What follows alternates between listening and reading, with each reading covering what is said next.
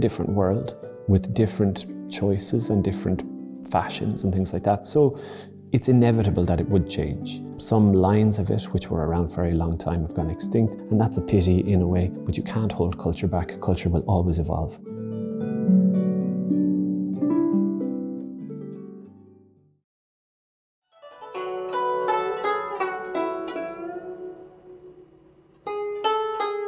The storytelling will give us a way to know about the culture, know about the country, know about the world. Also, they just give us a new way to see the different aspects to experience the world.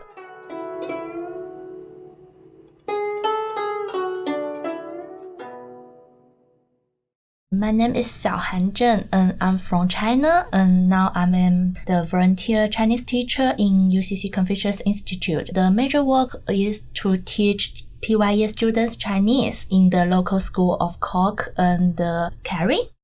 My name is Billy McGlynn. I live in Dingle in West Kerry, and amongst other things in college, I teach a number of courses that touch on topics of mythology, legend, history, folklore, that kind of thing. My background is that I have a PhD in folklore studies. Even if we aren't aware, storytelling plays a massive role in our lives and has a great impact on us, helping us shape into the people we are today. Storytelling, a vital aspect of human communication, which began during the cognitive revolution around 70,000 to 30,000 years ago. This transformation allowed Homo sapiens to communicate in more advanced ways. With the development of language, people gained the ability to discuss topics like religions, myths, legends, and fantasies, the topics that extend beyond what we can directly see, touch, or smell, according to Yuval Noah Harari. Storytelling has been around for quite some time, with the first known artifact dating back as far as 30,000 years ago. It is known to have started out through picture format, with some of the earliest stories coming from cave drawings that were found in France. From this, we have grown from picture storytelling to oral storytelling. However, the impact of picture storytelling is still very influential to this day. Not only does storytelling provide information about our past, it is also a form of entertainment and education, helping us to gain a better understanding of the world we live in.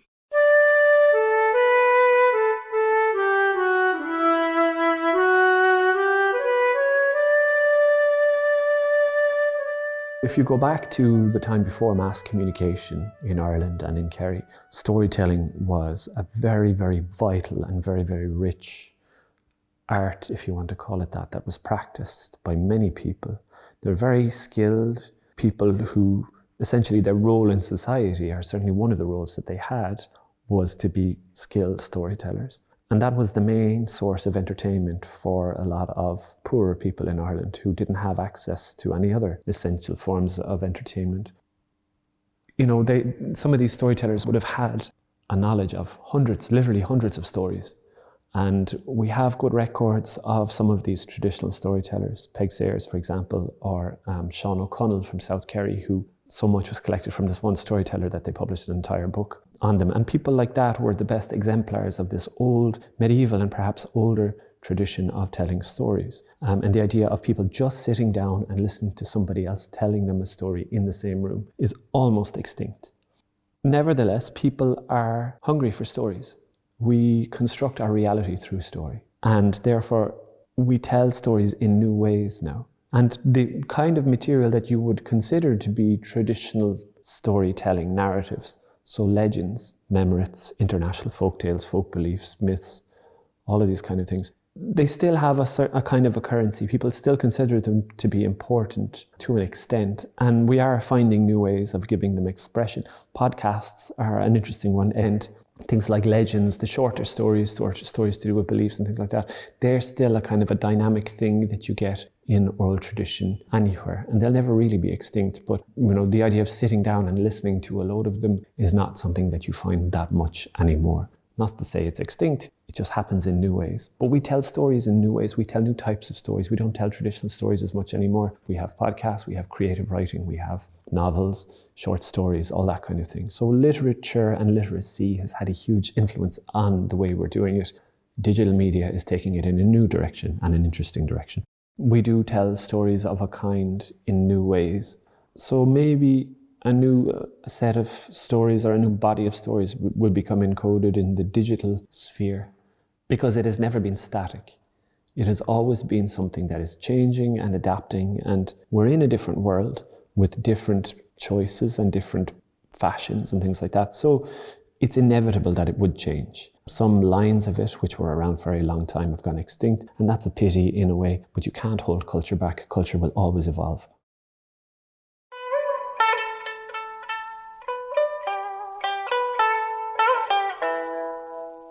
The social media is all around the young generation's world. If you can see more mythology most of the time, then you can remember it and you will find it is interesting. I would like to introduce one of the Chinese game called Ganshen Impact. In Chinese, it's 原神. I thought many of the person here would interested in it, and actually the background of the game is just according to the Chinese mythology. It integrates Asian clothing, Asian customs, explore in the game. Inside the game, they are also explore the culture of the Chinese. That is why I think it is very important for us to use social media, because they can catch someone's interest. Although maybe he found that he not interested in the culture, but he was interested in another thing. But we combine these two things, then he will learn out the culture by accident.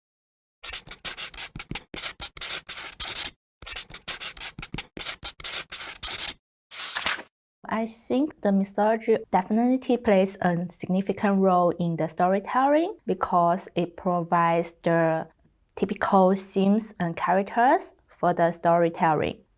It also explores the fundamental questions such like the origin of the world and the stories that the person who go out for adventure, and also about the old wise mentor. Just like this, they provide the topics of the storytelling. I know about the mythology when I was a child. First exploration of the world according to the mythology. And the mythologies are always told about the things happen in the ancient times. So the people will know the things, how did they happen? How did the people in ancient times resolve the problems? I think it provides the way that person to look forward to this culture, to make connection from our culture to other culture. It's a bridge to connect people across different culture and time. Mythology as such, like we don't have a pure mythology in Ireland that you could say you would find in the Roman world or the Greek world, for example.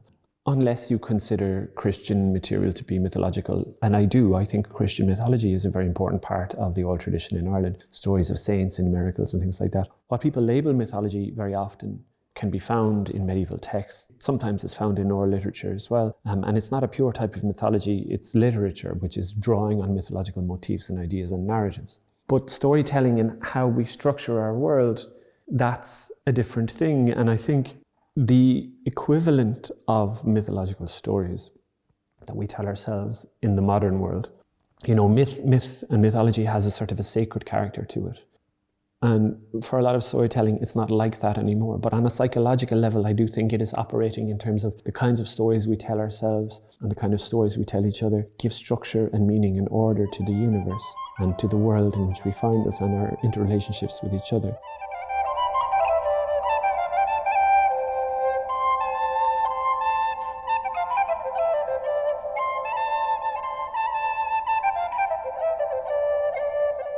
I think that the myths and legends of previous peoples are so important to us modernly. There are a myriad ways in which they inform us about our own past, but also shape how we imagine ourselves. My name is Emmett Taylor. I have received my doctorate from University College Cork on the topic of heroes and heroism in medieval Irish literature. So I look at Irish mythology, Irish stories from the medieval period. I'm originally from Canada.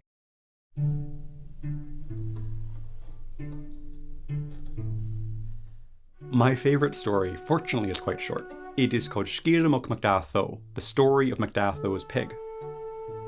There's a king of Leinster, and he has a really cool dog. And this dog is very good at protecting Leinster. And the king of Ulster, Conchobar mac Nessa, and the king and queen of Connacht, Ailill and Medivh, really want this dog. And they both send messengers to the king of Leinster and ask for the dog. Now, he is in a tricky scenario, because if he accepts one, the other will be mad at him, and he's in danger of being invaded by whoever he doesn't accept. So his wife comes up with an excellent plan, and she says, invite them both to accept the hound. Say you're going to give it to them both. Don't tell them that you're giving it to the other person. And have them come here on the same day and have a feast. And so the people of Ulster and the people of Connacht come, and they are at this feast, and the king of Leinster works to try and sow discontent between the two forces.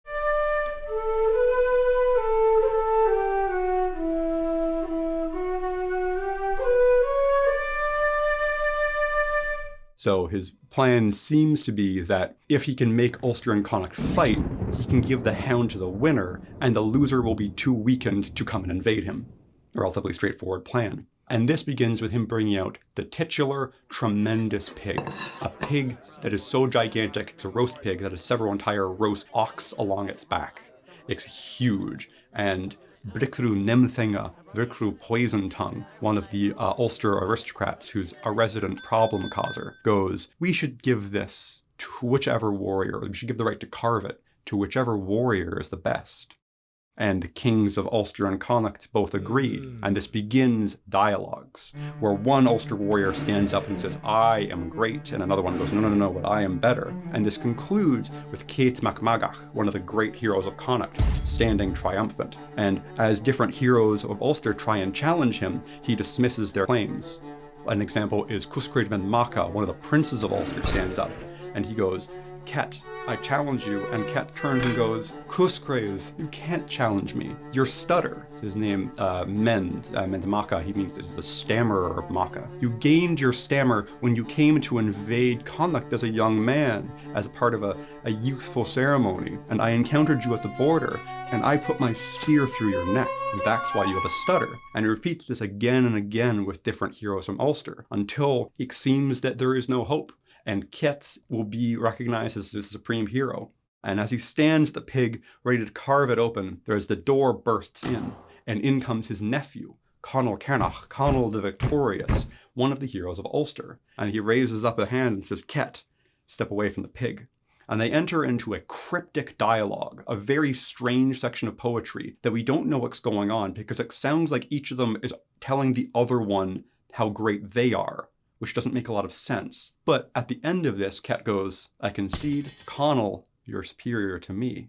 But at the last moment, he tries to scuttle Conall's victory by introducing an element of doubt. He goes, Conall, you may be superior to me, but greater than both of us is my brother, Anluan, and he's not here, so you can't prove that you are better than him or he is better than you. And he steps away, ready to poison Conall's victory. And Conall goes, but Ket, Anluan is here, and reaches into his bag and pulls out the severed head of Anluan and throws it at Ket, and Ket catches it. And the feast descends into violence as both sides become a little upset with the development.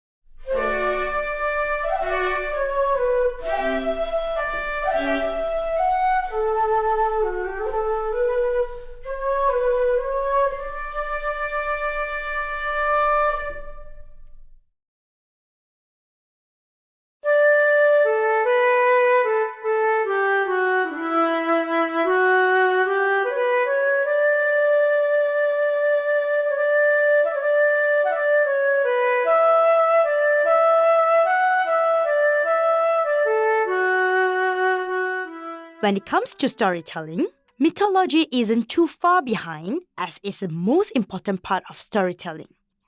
The stories we hear are very much driven by mythology and the idea of mythological beings and creatures. Even if we are not aware, mythology is always appearing in our lives, even if it is not visible to the naked eyes. The lessons and moral values it brings to us are precious and beneficial for us as human beings. 人有悲欢离合，月有阴晴圆缺，此事古难全，但愿人长久，千里共婵娟. The moon is rough or not rough, and then just the best wishes to hope the person can get together. This also reminds me of the mythology of 嫦娥奔月. So I have the very good fortune of the place that I live. I have a pair of standing stones essentially in my front garden. They've been there for 3,000, maybe 4,000 years. So they're very, very ancient. But at some point in the history of these standing stones, stories got attached to the stones concerning a great cow, a mythological cow, called the Glasgainach. And the story is essentially that she belonged to Guivnu, or some variant of that figure. In the mythology, he is conceived of as being the god of blacksmithing.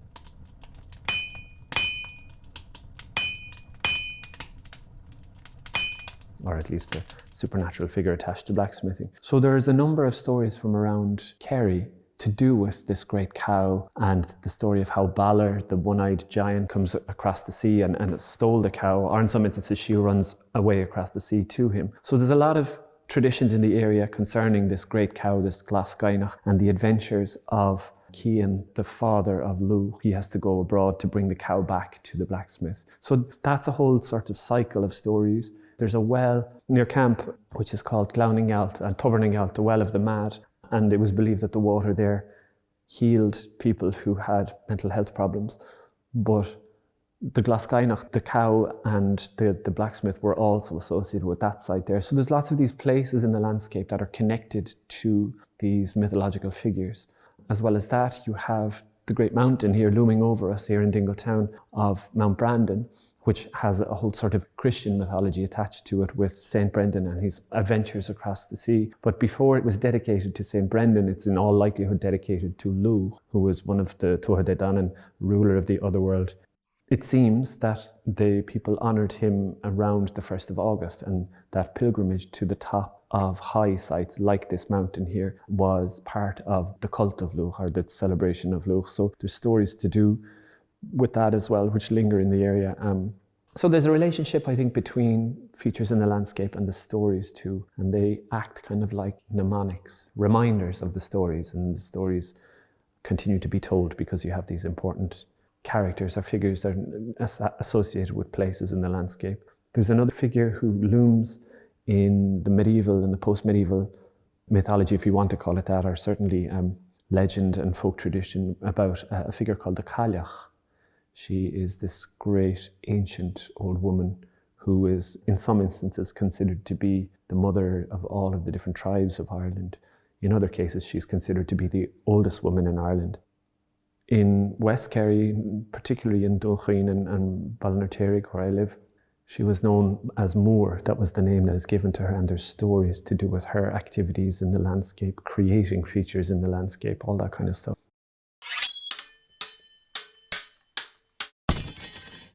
The hero's journey, I think it is the typical theme about the mythology.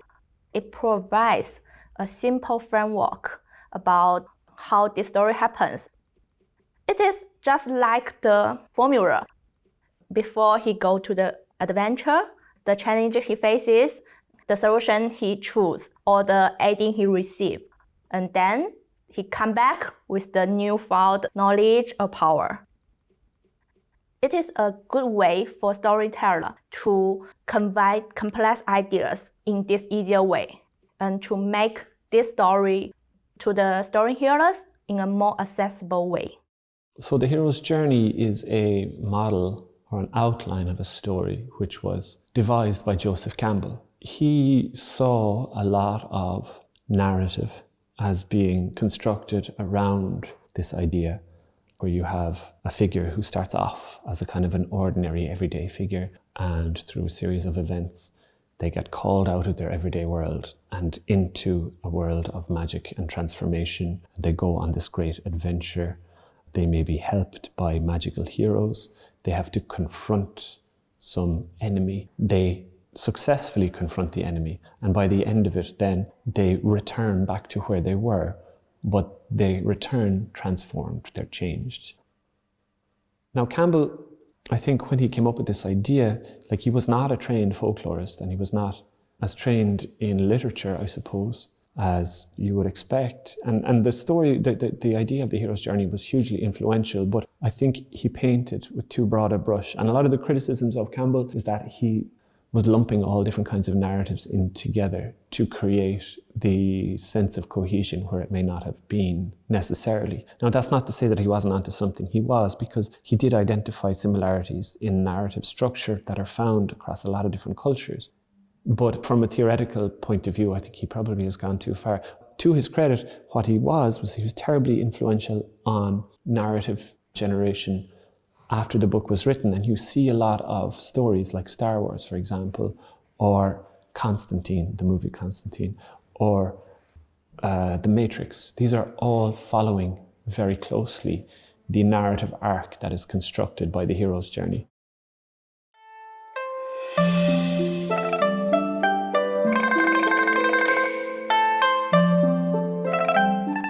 Most of the heroes, they are in a good model for people, especially for children. At the early of the children, they don't have very good personality to build their value. So when they touch the hero journey, they know what kind of good person it is. They know what a great person it is. And it's like a model for children to become a good personality.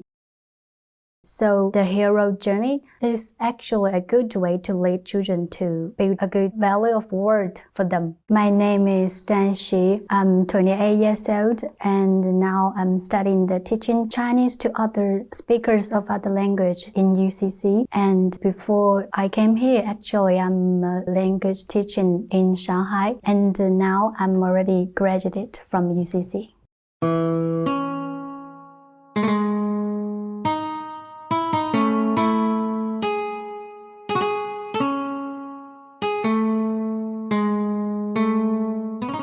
There is a massive role for storytelling. I think what we deceive ourselves with is assuming that what we're doing right now is somehow not storytelling, or that giving a lecture is somehow not storytelling. The same mechanisms that you use to sit beside a fire when it's 950 CE and it's winter and you're sharing stories about supernatural beings. So I think storytelling is fundamental and a key part of the human experience and how we communicate with each other.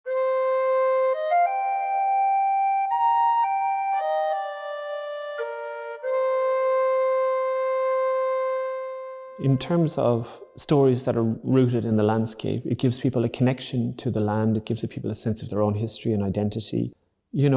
For stories to stay relevant, they have to have something that people find resonates with them. And in some instances, just the fact that the story is old is enough. Other people need it to speak to them on some other kind of level. And whether that is always successful or not, I don't know. Sometimes stories just need to be entertaining. They just need to amuse people. And sometimes some storytellers are very, very good at that. For others, it is about connection. It's about identity. It's about a sense of connection to the past or to the place that they live or that kind of thing. So if stories are set in the environment in which people live, if they talk about real places in the landscape, this idea of mnemonics, that it can give people a sense of grounding in the world. On a different level, I suppose, if you want to take very mythological ideas, it gives us a sense of the fantastical, or it gives us a sense of the supernatural, or something that is beyond this world. And for some people, that can be entertaining or amusing in and of itself in a sort of a fantasy context. For others, it has a deeper meaning. And legend stories will always be about shared values and shared beliefs and a way of negotiating and expressing and giving voice to the kinds of beliefs and ideas and things that we find impactful.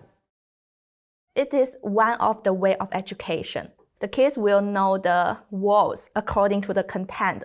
So it is easy for them to understand with this content of the stories or the mythology, rather than just look at these words and then tell them the meaning. It is more easier for them to remember and recognize. For the young generation, they will find that not only happen in the ancient times, they still happen in nowadays. So they can learn the spirit, how to face these challenges and how to grow up. And also about the grow up, they will find that I'm not the only one who face the challenges, whether the physical challenge or the psychological challenge. So I think it is a good way for young generation to find out, oh, there are some other people who also found life is hard or life is annoying or life is boring, but they can find a way to change their situation. I think in the future, we'll have to exploit things like podcasts and YouTube videos and things like that. But there is a hunger for long-form storytelling of all different kinds. So I do think that there will be a medium for the sharing of stories. I do think that actual gifted storytellers are very, very thin on the ground these days. But people are finding other ways of sharing stories. I mean, one of the ways in which a lot of stories are told are not really told in an oral sense, but the National Folklore Archives are publishing their collections online and they're becoming more and more available. So people have access to traditional types of stories and are showing great interest in reading them. Whether people tell stories in the oral sense anymore, it's harder to say. But I do think podcasts and long-form videos are definitely an avenue for future expression. And I'm seeing them start to gradually increase as well. So I'm not despondent about the future. I think there's interesting things happening. The way of storytelling has changed a lot. For example, from the ancient, we used the spoken language to tell the story to our children and the friends. And after the paper invented, we used the book to tell the story to the people. And nowadays, the technology is more better than before. We use the social media like YouTube, 小红书, and etc. And in the future, I think maybe the storytelling will be more fantastic. Like we can use the 3D projector to let the people immerse in the story. Like they can feel they are really in the story and they can listen the music, the sounds, and they can see every person.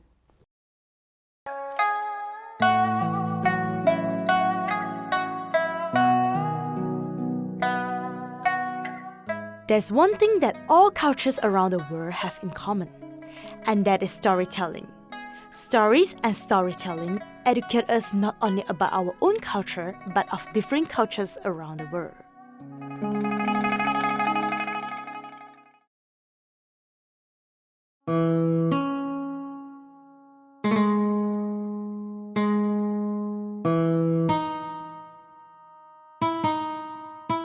People always keep curious about like how the Big Bang happened or like how the human being come, how the earth come. So there's also an mythology from our ancient times. It's called Pangu and the creation of the world.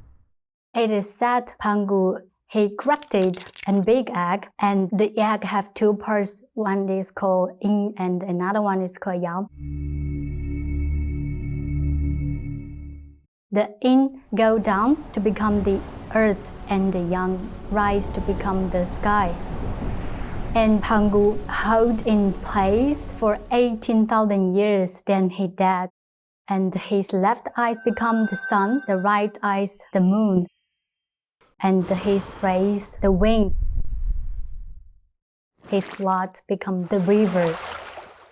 It's a very interesting way to tell the students how the world become, and most of my students very love it.